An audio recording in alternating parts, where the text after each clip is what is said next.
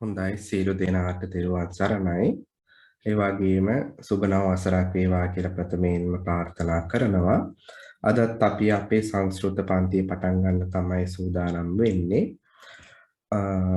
හොඳයි මම ඒ සඳහා මේ ස්ක්‍රීන් එක ෂෙයා කරනවා පිරිසට.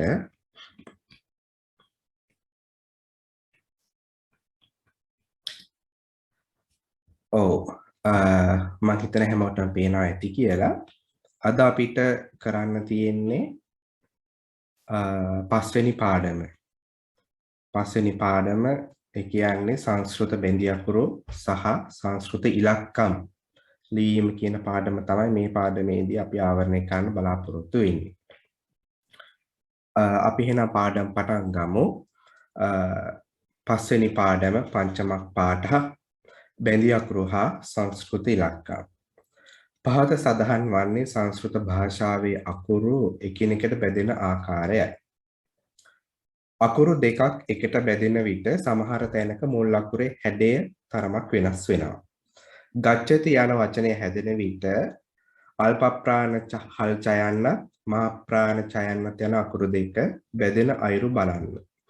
බැඳි අකුරු වලට සංස්කෘත භාෂාවේ සංයුක්තාක්ෂර යනුවෙන් කියනු ලැබේ. මෙන්න අපිට තියෙනවා එතකොට ගච්ඡති කියන පදයේදී හැදෙන විදිහ. ගයන්න තියෙනවා අල්ප ප්‍රාණ ඡයන්න තියෙනවා මහ ප්‍රාණ ඡයන්න තියෙනවා තියන්න තියෙනවා. එතකොට අර අල්ප ප්‍රාණ ඡයන්න ලියන විදිහ බලන්න. අර මෙන්න මේ තැන ඉන්න මම එක පෙන්නනවා. මේ තියෙන හල් අකුරක් වෙනකොට කොහොමද වෙන්නේ කියන එක. හල් අකුරක් වෙනකොට එන විදිහ. ඒ වචනේ අර්ධයයි ලියවෙන්නේ. කොටින්ම කිව්වොත් අර තනි කෙලින් ගහන ඉර ලියවෙන්නේ නැහැ. ඒක ලියවෙන්නේ නැහැ. දැන් අපි ඒක ලියන විදිය ලිව්වොත් එහෙම කොහොමද? ගයන්න ලිව්වා. මෙන්න මෙච්චරයි. ඊට පස්සේ මහා ප්‍රාණ ඇත්තට මේක ගෑවෙන්න ඕනේ. ඒක ගෑවුන්නේ මං අතින්. ඒක ගෑවෙන්න ඕනේ. ඡයන්න ඔහම ආවෙන් පස්සේ ඒක ආවෙන් පස්සේ ඒක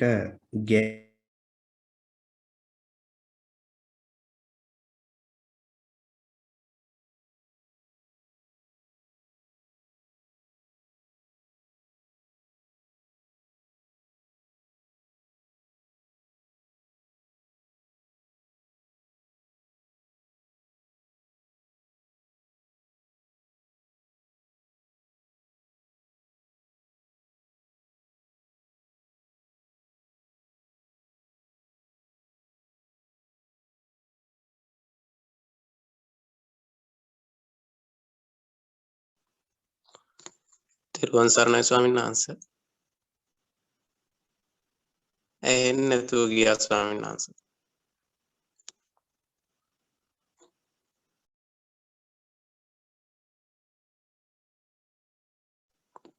ඇහෙන්නේ නැහැ ස්වාමීන් වහන්සේ.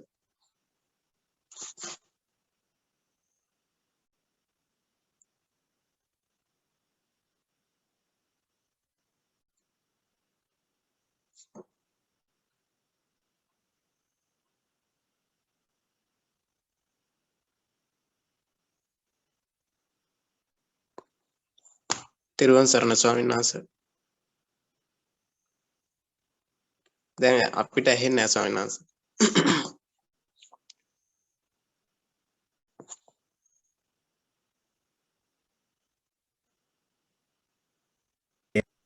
හොඳයි. දැන් ඇහෙනවද කියලා බලන්න. දැන් ඇහෙනවා ස්වාමීන් වහන්සේ. පැහැදිලිව ඇහෙනවනේ නේද? එහෙමයි ස්වාමීන් වහන්සේ. හොඳයි.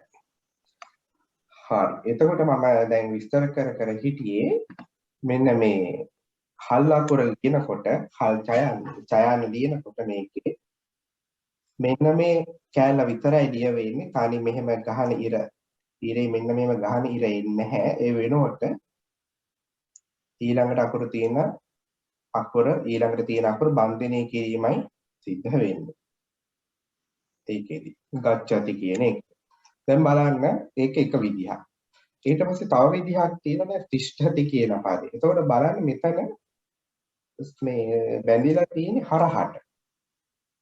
තිරස් අතට. හරහටයි බැඳිලා තියෙන්නේ.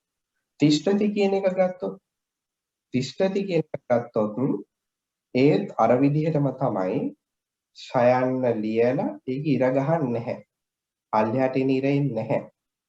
ඊට පස්සේ මෙන්න මේ කෑල්ල තමයි ඊට පස්සේ එන්නේ. ඉතින් අපිට පේන්නේ නිකන් මේ ශයන්නේ ඉර ගැහුවේ නෑ වගේ. මෙන්න මෙහෙම කරා වගේ තමයි අන්තිමට පේන්නේ. ඔන්න තිෂ්ඨති කියන්නේ. එතකොට එහෙම බැලුවොත් එහෙම ඒකේ බැඳිලා තියෙන සිරස් අතට පේනවද? ඒක බැඳලා තියෙන්නේ සිරස් අතට තමයි යකුර බන්ධනය වෙලා තියෙන්නේ. ඒ වගේම මෙතන කුංචිකා කියන පදේ ගත්තොත් ඒක සිරස් අතට බැඳලා තියෙන එක. මොකද මේ තනි ඉරකට තමයි ඒක බැඳලා තියෙන්නේ කුංචිකා කියන පදේ. ඊට පස්සේ ස්වප්න කියන එක ගත්තොත් ඒක මේ දෙක හරහාට තිරස් අතට බැඳලා තියෙනවා. මේ දෙක බැඳලා තියෙන්නේ සිරස් අතට. මේ පේනවා.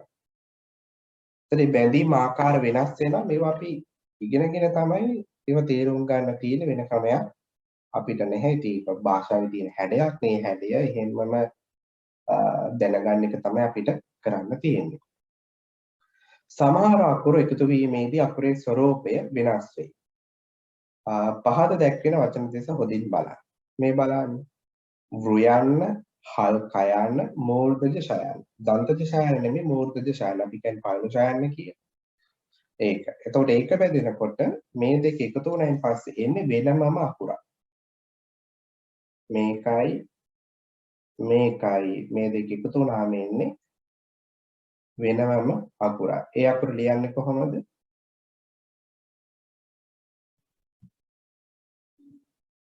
ඔන්නෝම ලියන්න. මේක ආවා මේක මෙතෙන්ට මේක සම්බන්ධ වෙන්න ඕනේ වෘක්ෂ කියන. මේ අකුර මොකක්ද? එතකොට මේ කියන්නේ මෙන්න මේ අකුර. වෘක්ෂ කියන අකුර. වෘක්ෂ කියන අකුර තමයි මේ පෙන්නන්නේ. ඊට පස්සේ රක්ත කියන එක ගත්තොත් එහෙම ඒ යොක්ත කියන එක වෙනමම අකුර. මේක විශේෂ අකුර ඉස්සරහට උගන්වන්න මේ මූලික හැදෙන්නේම විතරයි යන්නේ මෙතන. හල් කයන්නයි තයන්නයි බැඳුනහම එන්නේ මෙන්න මේ උත්ත කියන එක. ඒක ලියන්නේ කොහොමද? මේ ඔක්කොම අපි කියා දෙනවා. ඒකෙත් ඔහොම ආවා ඉර ඇවිල්ලා මෙන්න මෙහෙම මේ අකුර මේ විදිහටම ලියවෙන අච්චා. රක්ත කියන එක. ඊට පස්සේ චිත්ත කියන එක හල් තයින දෙකක් බැඳනොත් එහෙම. උතන මේ අකුර මොකද්ද? ත කියන එක. චිත්ත කියන එක ගත්තොත් එහෙම ඒත් මෙතන තියෙන්නේ මොකද්ද? හල් තයින දෙකක්. මෙන්න මෙහෙම ත කියන එක. ඔච්චරයි. රක්ත. අතර කියනකොට එතන තියෙන්නේ හල් තයන්නයි රකාරය. එතකොට මෙහෙම ලියන්න. ත්‍ර කියන එක. ඒ රේපය සහ රකාංශය බෙදෙන ආකාර කීපයක් තියෙනවා. ඒක තමයි දැන් මේ පෙන්වන්න හදන්නේ. රේපය හා රකාංශය යෙදෙන විට අකුරු බෙදෙන අයුරු වටහා ගන්න. මෙතන තියෙන්නේ මොකද්ද? ම කියන එක. එතකොට හැදිලා තියෙන්නේ මෙන්න මේ පදය ම කියන එක. ඒක ලියවෙන්නේ කොහොමද? මෙන්න මේ විදිහට. එතකොට හල් අකුර කියන්නේ මේක අපි හඳුන්වන්නේ මොකද්ද? රේපය කියන. මේක තමයි රේපය. ධර්ම කියලා ලියනකොට ඉන්නේ මේ ධර්ම මේකම තමයි අපි සිංහලෙන් ලියන්නේ ධර්ම කියලා. ඒ ඔය ලියන විදිහ තමයි අරක පෙන්නන්නේ කොහොමද? දහයන්න ලියුවා මේක මේකනේ තියෙන්නේ ධර්ම කියලානේ තියෙන්නේ. ඔය කියන ටික තමයි පෙන්නන්නේ මේ විදිහට. මෙහෙම ලියවෙන්නේ නැහැ ඇත්තටම. මෙහෙම පදයක් විදිහට ලියන්නේ නැහැ නම් පෙන්නන්නයි ලියන්නේ. ඒක අන්තිමට ලියවෙන්නේ මෙහෙම. ඔය තියෙන ධර්ම කියලා. මේ තමයි එතකොට රේපය ලියන විදිය. මේ තියෙන. ඕක තමයි රේපය ලියන්නේ. මයන ලිව්වා ඊට උඩින් මීර ගැහුවා. ඊට කියන්නේ කොක්ක වගේ. රේපය.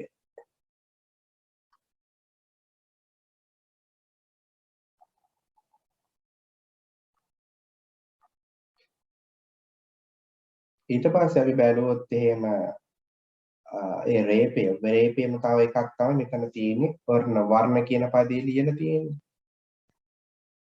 වයන්න තියෙනවා, හල් රයන්න තියෙනවා. අපි පොලිමේ මේ අකුරු ටික ලියාගමු. වයන්න තියෙනවා, හල් රයන්න තියෙනවා. එතනදීම තියෙනවා.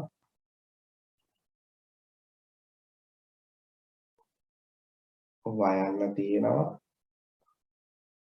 හල් රයන්න තියෙනවා, මූර්ධජ නයන්න තියෙනවා. එතකොට ඔක ලියවෙන්නේ කොහොමද?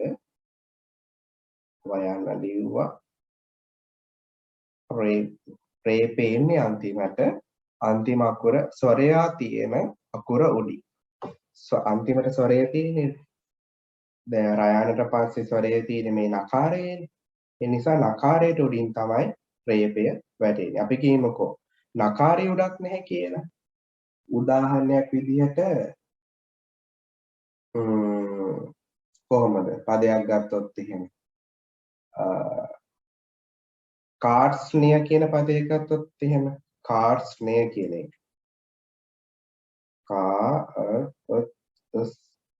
නය කියන එක මෙතන තෙන්න ඕන කොහොමද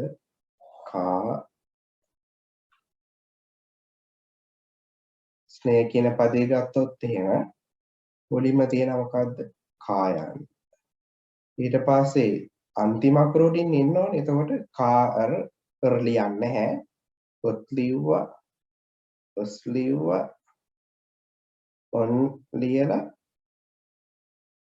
මෙන්න මෙතෙන්ට තමයි එන්නේ කාර්ස්නේ මොකද අන්තිමට තියෙන්නේ යයන්ට උඩින් තමයි එතකොට රේපේ වර්ග ස්වර්ග ඒ ස්වර්ග වගේ ගත්තොත් එන තනි පදයකින් පස්සේ තියෙනවා කර්මන්නේ කිව්වොත් ඒකෙත් තියෙනවා මෙන්න මේක තමයි මට දැන් මතක් වෙන අකුර කාර්ස්නය කියන එක එතකොට ගන්නෙ අන්තිම අකුර උඩින් අන්තිම අකුර කියලා කියන්නේ ස්වරයක් යෙදෙන පළවෙනි අකුර උඩින් දැන් කාර්ස්නය කියන එක ගත්තොත් එහෙම හල් රකාරයට පස්සේ ස්වරයක් යෙදෙන්නේ යකාරේ එතකොට ඒ දක්වාම මේක වැටෙනවා පිටිපස්සට යනවා එකයි මේ කියවෙන්නේ හොඳයි අපහැදිත් දැන් මොන හරි තියෙනවා නම් අහන්න පුළුවන් ඒක සාකච්ඡා විදිහට ඉස්සරහට කරගෙන යන්නේ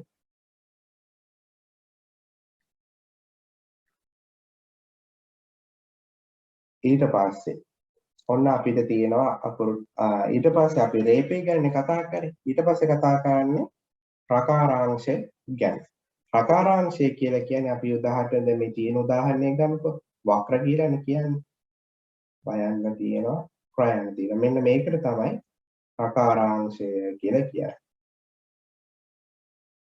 ප්‍රකාරාංශය එතකොට ඒක බැඳින්නේ කොහොමද ඊට පස්සේ ඒතොර රකාරාංශයක් කියන ව්‍යංජනයකට පස්සේ හල් ව්‍යංජනයකට පස්සේ ඒක බැඳින්නේ වෙනම ක්‍රමයක් ඉතින් මේක අමුතු දේවල් නෙමෙයි අපිට ඉගෙන ගත්තාම පැහැදිලි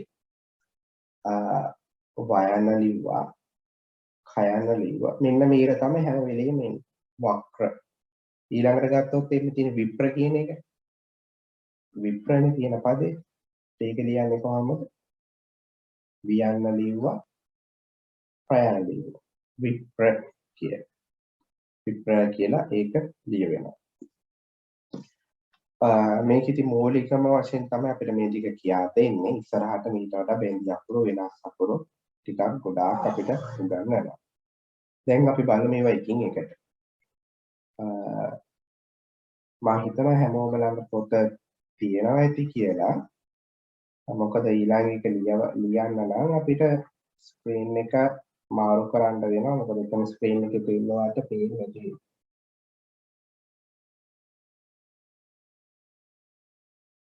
මම දෙකම ටීවී පෙන්නන්න බලන්න ඒක පේන්නේ නැත්නම් පොඩ්ඩක් මතක් කරන්න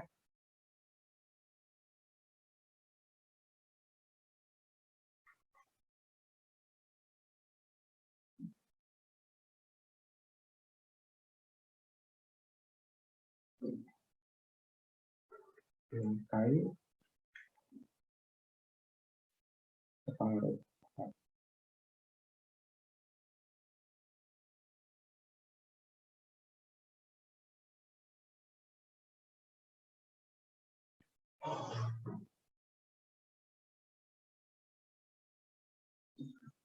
හොඳයි මම හිතනවා මේක පේනවා ඇති කියලා. හැබැයි සම්පූර්ණ ස්ක්‍රීන් එක දුන්නොත්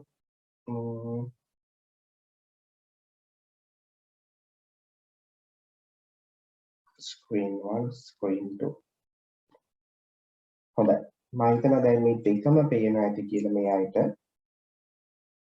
අකුරක් මත අකුරක් පිට සිරස් අතර වැදෙන සංයුක්තාක්ෂර තමයි දැන් කියන්න හදන්නේ. දැන් අපි මේ එකින් එක ලියලා බලමු. ඉතින් අපිට ගොඩාක් වෙලාවක් කාලේ සඳහා යොමු කරන්න විදියක් නැති වෙයි. ස්ක්‍රීන් එක පේනවද? දැන් පේනවා. හරි. එහෙමද දාස? පේනවනේ.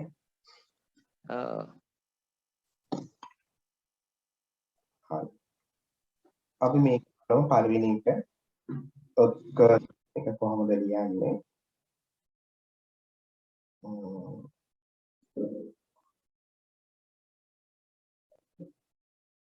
ක කියලා තියෙන්නේ. එතකොට මෙන්න කයන ලිව්වා, ඊළඟ කයන ලිව්වා, උඩින් ඉර ගැව්වා. අකුරු නම් ඉතින් මේ පොඩ්ඩක් සලකා බලන්න වෙනවා. මොකද මේ ලියවෙන්නේ ලස්සනට ලියවෙන්නේ නැහැ නේද? මේක උඩ ලියනකොට. කයන ඔක්ක කියලා එනවා. ඊට පස්සේ එක මොකද්ද? හල් කයන්නයි, චයන්නයි. ඒක කොහොමද ලියවෙන්නේ? කයන්න ලිව්වා. අර විදිහටම චයන්න මෙතනට සම්බන්ධ කරා. ලිව්වා සම්බන්ධ කළා චයන්න උඩින් ඉර ගැහුවා. ඊට පස්සේ ඔක්න කොහොමද එන්නේ? කයන්න ලිව්වා මෙච්චර. මේ ඉර තියෙනවනේ පල්ලෙහාට. මේ මෙච්චර මෙහෙට යන්නේ නැහැ. මාපව ලියන්න. ඔච්චර. ඔක්න කියන එක. ඊට පස්සේ ඔක්ල කියන එක ගත්තොත් එහෙම කයන්න ලිව්වා ඊට යටින් ලයන්නා. එච්චරයි. ඔක්න ගත්තොත් එහෙම ගයන්න ලිව්වා ලයන්නා. ඔක්න ඊට පස්සේ මහා ප්‍රාණ ගයන්නයි නයන්න. ඒක කොහොමද මහා ප්‍රාණ ගහන ලියන්නේ? මහා ප්‍රාණ ගහන ලියනකොට අර මේ මැද වැහෙනවා කියලා මතක් කරා. අනික මහා ප්‍රාණ අතර නෙමෙයි සම්පූර්ණයෙන්ම ඉර වදිනවා. ඊට පස්සේ අංක කියන එක. අංක කියන එක ගත්තොත් එහෙම කාර්යය ලිව්වා කයන්න එල්ලුවා. මේ සිරස් අතර බෙදෙන අකුරුනේ යන්නේ.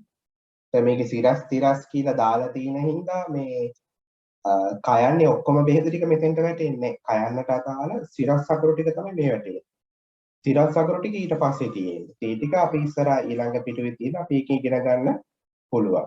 අංක කියන එක ඊට පස්සේ කයන්නත් එක්ක මහා ප්‍රාණ කයන්න එන්න ඕනේ. ඒකේ ලිව්වා මේ විදිහටම ඒකත් එල්ලුවා එකට. අංක කියන එක. ඊට පස්සේ අපි අංග කියනකොට එන්නේ අංග කියන එක එල්ලනවා. මේ එච්චරයි අංග කියන එක. ඊට පස්සේ මේ මහා ප්‍රාණ ආකාරයට පස්සේ මහා ප්‍රාණ ගයයි. ඒකත් ලිව්වා ඉරක් ගහන දෙයක් නැහැ උඩින් මේකට සම්බන්ධ කරලා තියෙන නිසා. නකාරම දෙකක් ආවොත් එහෙම කොහොමද? මේ විදිහම තමයි මේ ඊළඟ එක මේකට එල්ලන එකයි සිද්ධ කරන්නේ. ඊට පස්සේ කියන එක ගත්තොත් එහෙම ආකාරය ලිව්වා මයන්න දැම්මා. ඊට පස්සේ තියෙනවා හල් මේ චයන දෙක.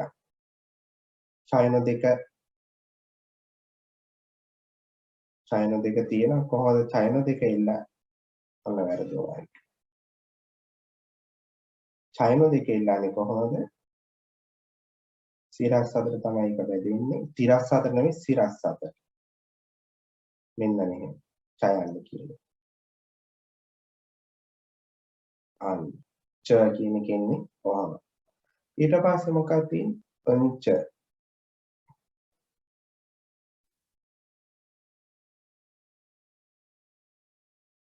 උංච කියන එක කොහොමද යකාරයේ ලියුවා ඡයන්න ලියුවා. ඊට පස්සේ යකාර දෙක යකාර දෙකේ ඉන්නේ කොහොමද මේ විදිහට. ඉතින් මෙන්න මේ විදිහට තමයි අකුරු ටික යන්නේ. ඉතින් දැන් මේ ටික මේ අපේ ස්වාමීන් වහන්සේලාට මේවා පුරුදු වෙන්න පුළුවන්. යම් කිසි ආකාරයකින් අපහසුතාවයක් නොතේරෙන තැනක් ලියන ආකාරයක් තිබුණොත් පොඩ මතක් කරගන්න. දැන් උදාහරණයක් විදිහට දැන් මේවල බොහොම ලේසි. දැන් මේ ජයන්න ඒක පුළුවන්. ඔට්ට ලේසි. මේ දෙකත් ලේසි. ඔට්ගත් ලේසි. මේක ඔට්ග කියන එකත් ලේසි. මේක ගත්තොත් ඒකත් පහසුයි අමාරුවක් නෑ. මේකත් පුළුවන්. මේකත් පුළුවන්. මේ ඩය මහ ප්‍රාණ්ඩටද ඒකත් පුළුවන්. ඔට්ග කියන එක පොඩි වෙනසක් තියෙන. ඔට්ග කියන එක ගත්තොත් එහෙම ඒක වෙනසක් කියලා කිව්වොත් මහා වෙනසක් නෑ. ඔට්ග කියන එක ඔහොමයි ලියන්නේ. එන්න මෙතන මේ කියනවා. ඔට්ග කියන එක. ඊට පස්සේ ඔද්ග මේ තියෙන්නේ ඔද්ග කියන එක එතනදී නම් ආවරණය වීම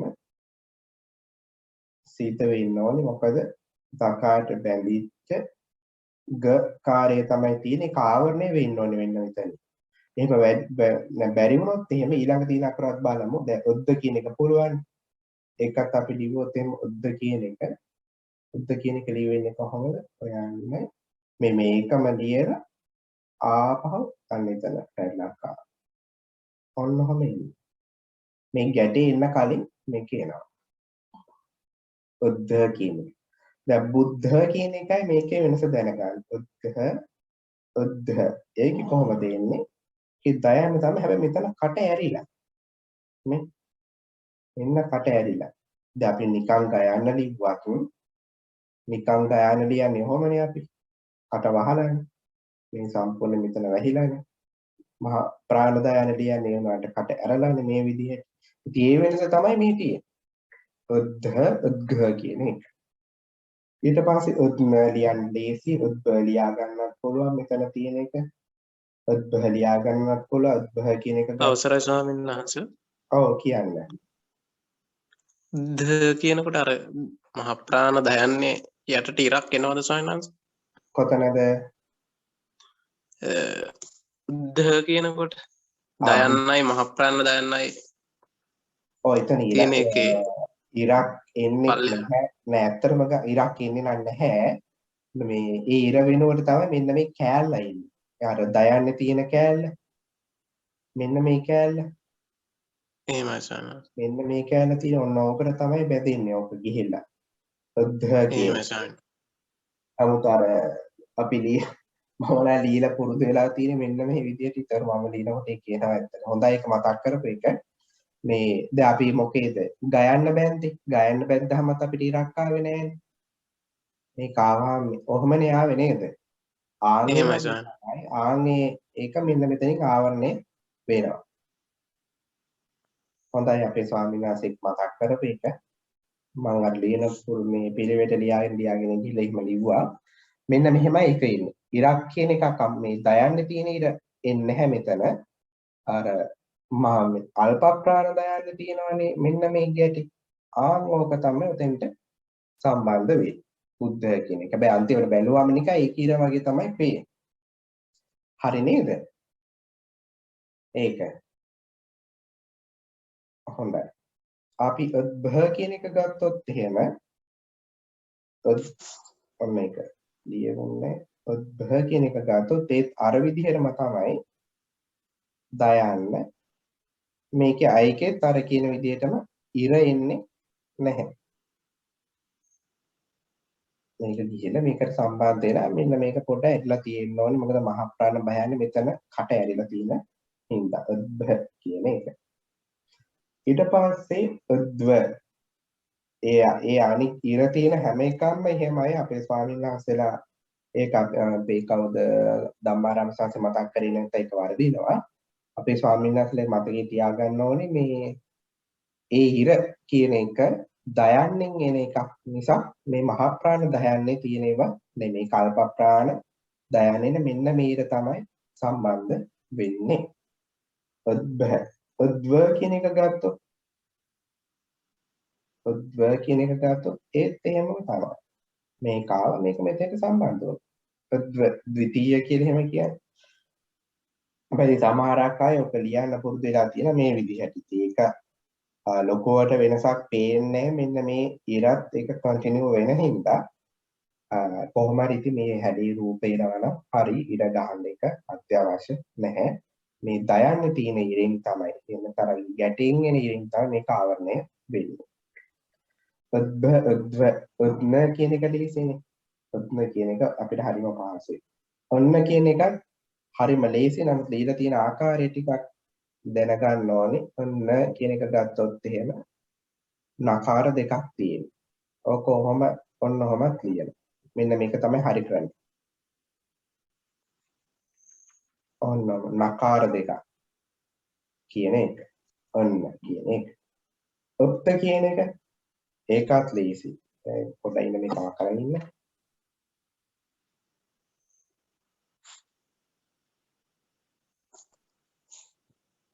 උත්ත අපි ගත්තොත් එහෙම උත්ත කියන එක.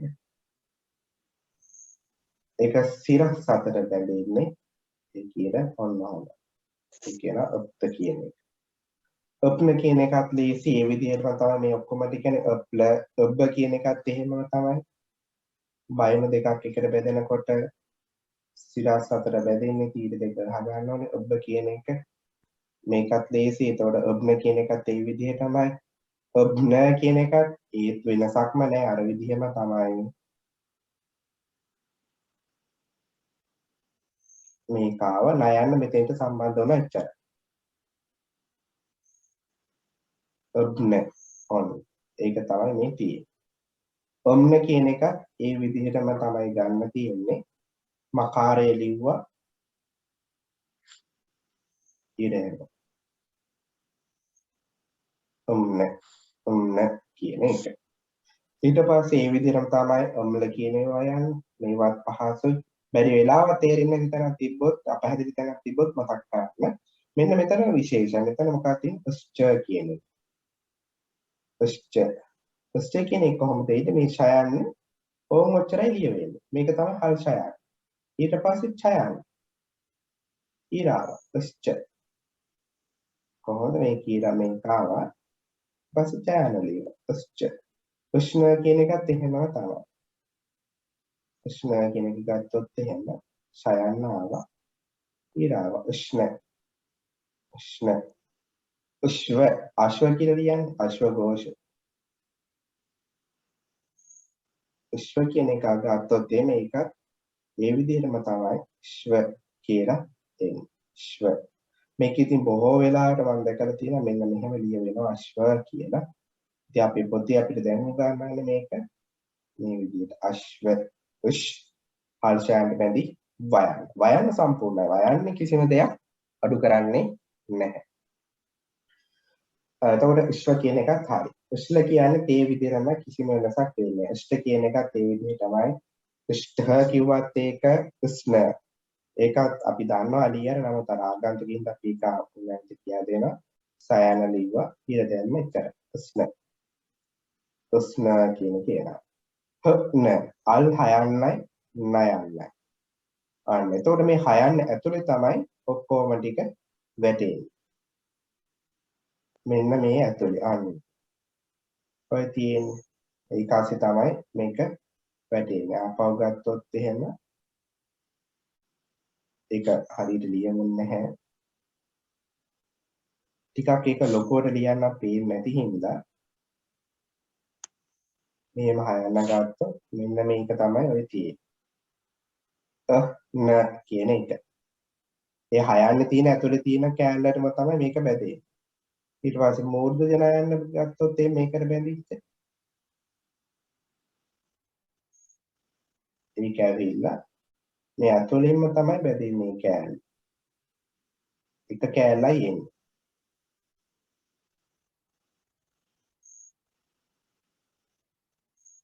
නෑ කියන එක ටිකක් දිගට එන්න ඕනේ. ල කියන එකත් ඒක නම් හරිම පහසුයි. ඒක කිසිම වෙනසක් නෑ. ඒක මෙතන බෙදෙන එකයි සිද්ධ වෙන්නේ. මොකක්වත් මේ කෑල්ල කන්ටිනියු වෙනවා. ව ජිහ්වා කියනකොට එන්නේ ජීවා අන්න ඔය කෑලි. ඊට පස්සේ ඔය ටික තමයි මේක අපි දැනගන්න තියෙන්නේ. අපි අත් බැලුවොත් ඊළඟ පාඩම කෙලවරක් නැහැ ඉතින්. මේ තියෙන අකුරු දෙකේ සුළු වෙනසක් සහිතව තිරස් අතර වැදෙන එක. දැන් මෙච්චර ඉගෙන ගත්තේ මොනවද? සිරස් අතර වැදෙන ඒවා. දැන් කියා දෙනවා සිරස් ඇත්තටම මේ සිරස් එකට වඩා තිරස් එක සෑහෙන පහසුයි. තිරස් එක. දැන් ක කියන එක ගත්තොත් එහෙම කොහොමද තියෙන්නේ? ක කියන එක.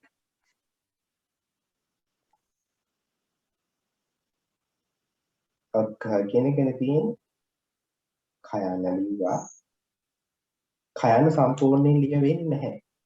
මේ භාගය ස්පන්දින භාගයක් නෙමෙයි ලියනවා. ඒකේ භාගයයි ලිය වෙන්නේ.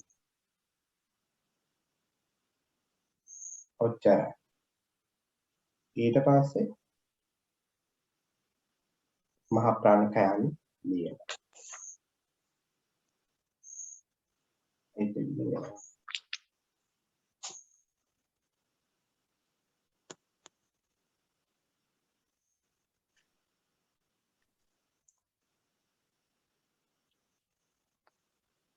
ඔතනින් නවත්තලා ඊට පස්සේ අනිත් කයන් ලියනවා. ඒක තමයි කයන ලියන විදිය. ග ගත්තත් එහෙමයි. කයන සම්පූර්ණයේ ලියවින්නේ මම ටිකක් ලොකුවට ලියන්න නැත්නම් පේන්නේ නැති හින්දා මේ ග ඔන්න බෙදෙනවා. ග කියන එක. ඊට පස්සේ මේ කයන්නයි මේකයි කයන්න භාගෙට ලියන එක විතරයි එකම වෙනස අනිත් ටික ඉතින් එකමයි කිසිම වෙනසක් නැහැ. ඒ වගේම තමයි මේ ටිකක් කියන්නේ. ඒවා හරිම ලේසි. කයන්න හරියට ලියා ගන්න පුළුවන් නම් භාගෙට. හරියට හැබැයි භාගෙට. මේකට නවත්තලා ඉතුරු තියෙන්නේ මොකද්ද? ඒක මෙතෙන්ට සම්බන්ධ කරනවා. ඒක මේකට ගෑවෙන්න ඕනේ. එච්චරයි වෙනස තියෙන්නේ. ඔබ මේ තියෙන ඔබ ඔබහ ඔත්ම පුළුවන්. ඔක්කිය එකක් පුළුවන් අමාරුවක් නෑ. මේක තියෙනවා. මහ ප්‍රාණ කයන්න ආවම. මහ ප්‍රාණ කයන්න ආවම කොහොමද තියෙන්නේ? එකට බැඳිච්ච කයන්න තියෙන්නේ. ඒතර මහ ප්‍රාණ කයන්නේ භාගයයි. කොහොමද භාගය? ඔන්න ඔච්චරයි ලියවෙන්නේ. මේ කෑල්ල විතර මෙහි සම්පූර්ණයෙන් ගන්න ඉර එන්නේ නැහැ. ඊට පස්සේ ඒකට බැඳිච්ච ආකාරය. ඔන්න ඔක්කේ කියන එක. කොහොමද මේකේ භාගය ලියුවා ඊට පස්සේ ඒක බැඳලා යයන්නට. යයන්න සම්පූර්ණයෙන් ලියවෙන්නේ. ඔක්කේ කියන එක. ඔග්ග කියන එක ගත්තොත් එහෙනම් පොඩි වෙනසක් තියෙන එක. ඒකේ භාගය කියලා කියන්නේ දැන් මේකනේ ගයන්නේ. ඔක භාගයක් ඕකේ භාගය වෙනකොට වෙන්නේ මොකද්ද? මෙච්චරයි එන්නේ. ඊට පස්සේ ඉතුරු එකේ සම්පූර්ණ එක එනවා. ඔන්න. ඔග්ග කියන එක. ඔග්ග කියන එක හැදෙන හැටි. ඔග්ධ කියන එකක් ලේසි මේ වගේ අකුරු හරිම ලේසි ලියා ගන්න මොකද එක ඉරයි ගහන්න තියෙන්නේ. ඔග්ධ. ඔග්ධ කියන එක. එතකොට මේ විදිහට අපේ ස්වාමීන් වහන්සේලාට ඔග්ජ, ඔග්ධ, ඔග්ඤ, ඔග්ධ මේ ඔක්කොම පුළුවන් වෙනවා. ගයන්න භාගෙට ලියාගත්ත මෙච්චරයි. ඊට පස්සේ මහා ප්‍රාණ ගයන්න ගත්තොත් එහෙම ඔග්ම කියන එක එතන සම්පූර්ණ ඉරෙන්නේ මෙතනින් නවතිනවා. ඊට පස්සේ මයන් ඔග්ම මේක භාගෙන් නවත්ත ගත්තයින් පස්සේ මේ ඉතුරු ඔක්කොම ටික පුළුවන්. මේවා ඔක්කොම පුළුවන්. ඡයන්නත් ඒ විදිහටම තමයි. වෙනසක් වෙන්නේම නැහැ. අර ඉර ගහන එක විතරයි වෙනස් වෙන්නේ. දැන් මූර්ධ ජනයන්න ගත්තොත් මේ කෑල්ල ඔන්ඨ කියන එක ඔන්ඨ කියන එක බලන්න. එතකොට ඒකෙත් දැන් සම්පූර්ණ නයන ලිව්වොත් ඔහොමනේ. එතකොට මේකේ භාගයයි ගන්න ඕනේ. එතකොට වෙන්නේ මොකද්ද? ඔන්. ඊට පස්සේ කයන්න. එච්චර. ඔන්ඨ. ඒක හැදෙනවා. මහ ප්‍රාණ්ට හැන නම් එහෙමයි අල්ප ප්‍රාණ්ට හැන නම් එහෙමයි කියලා ඒවා වෙනස් වෙනවා. ඉතුරු ඔක්කොම ටික ඒ වගේ මෙන්න මේ දයන්න පොඩ්ඩක් ආපහු අපි දැනගන්න ඕනේ මෙන්න මෙතන තියෙන එක. ඔත්ම කියන එක. එතන කොහොමද වෙන්නේ? කියන එකක් පොඩ්ඩක් බලමු. ඔත්ම කියන එක. ඒකෙත් අර තියෙන මේකම තමයි ඒක ඇවිල්ලා එතනින්ම මයන්න පටන් ගන්නවා. පద్ම කියන එක මේ උඩහට ගෑවෙන්න ඕනේ. දයන්න ලිව්වා එතනින්ම යන්න පටන් ගත්ත ඒක ඇදී ගියා.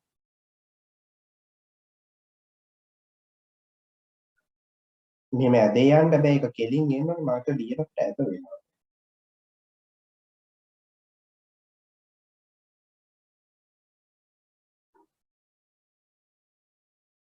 මෙන්න මෙහෙම මේ යා කෙලින් යන්න ඕනේ පොතේ ලියනකොට නම් ලස්සනට ලියත හැකි. මේ ග්‍රැෆික් බෝඩ් වල ලියනකොට ඉස්සලා යනවා හරහාට මෙන්න මේ විදිහට ම කියන එක අපිට ලියන්න පුළුවන්.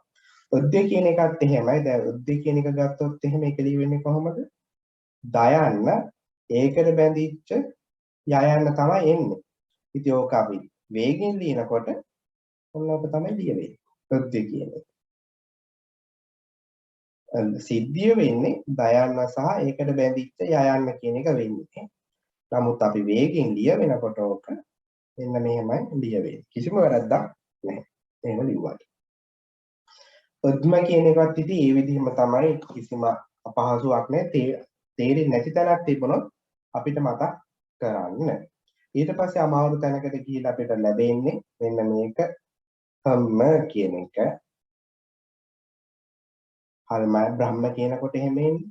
ඒකෙත් හයන්න ලියලා ඒ හයනට බැඳිච්ච මයන්න. ඔච්චරයි. හයන්න ලිව්වා. ඉතින් මම ගැටේ අර විදිහටම තමයි ඇද යන්නේ නැතුව ලියන එක තමයි ලොකුම දේ. හම්ම. ය කියන එක ගත්තොත් ඒත් එහෙමම තමයි අයන්නයි යයන්න එහෙමම පටන් ගන්න. ය කියන එක. ඒ විදිහට ඊතර අකුරු දැනගන්න පුළුවන්. ඊට පස්සේ අපි මේ අකුරු ටික සහ ඊතර ටික ඊළඟ දවසේ අපි කතා කරමු. එකතු වීමේදී විශේෂ රූප ගන්න සංයුක්තාක්ෂර කියන එක අපි ඊළඟ දවසේ කතා කරමු. මේක වෙනම දැනගන්නට ඕනේ. එහෙනම් අපේ ස්වාමීන් වහන්සේලාට පුළුවන් ඊළඟ සතියේ එනකොට මේ ටික පුරුදු වෙලා තේරෙන්නේ නැති ඒවා නැත්නම් ලියා ගන්න අපහසු ඒවා සටහන් කරගෙන මේක ලියවෙන්නේ කොහොමද මෙතන වෙන්නේ කොහොමද කියන එක අපි ධම්මාරාම ස්වාමීන් වහන්සේ කිව්වා වගේ අර මහ දයන්න ගන්නකොට මේ ගැටේම තමයි අතන වෙන්නේ අමුතෙන් ඉරක් එන්නේ නැහැ. හැබැයි ඒක අර ඊට ගැහුවත් කමක් නැහැ මේ අරක ගැටේ වගේ කාටවත් හොයාගන්න බැරි වෙන විදිහ. බැලු බැලමට අර ගැටේ වගේ නම් පෙන්නේ ඒ ප්‍රශ්නයක් නැහැ. අකුර රූපේ තමයි අපිට වැදගත් වෙන්නේ. හොඳයි මම හිතනවා අද දිනේදී පාඩම මේ ස්වාමීන් වහන්සේලා ඇතුළු සියලු දෙනාටම එක තේරුණා ඇති කියලා. එහෙනම් අපි අදට નિયમિત පන්තිය නතර කරනවා. ප්‍රශ්න මොන හරි තියෙනවා නම් මේ පිළිබඳව ඊළඟ දවසේ අපි සාකච්ඡා කරමු. හොඳයි. එහෙනම් සියලු දෙනාට තෙරුවන් සරණයි. තෙරුවන්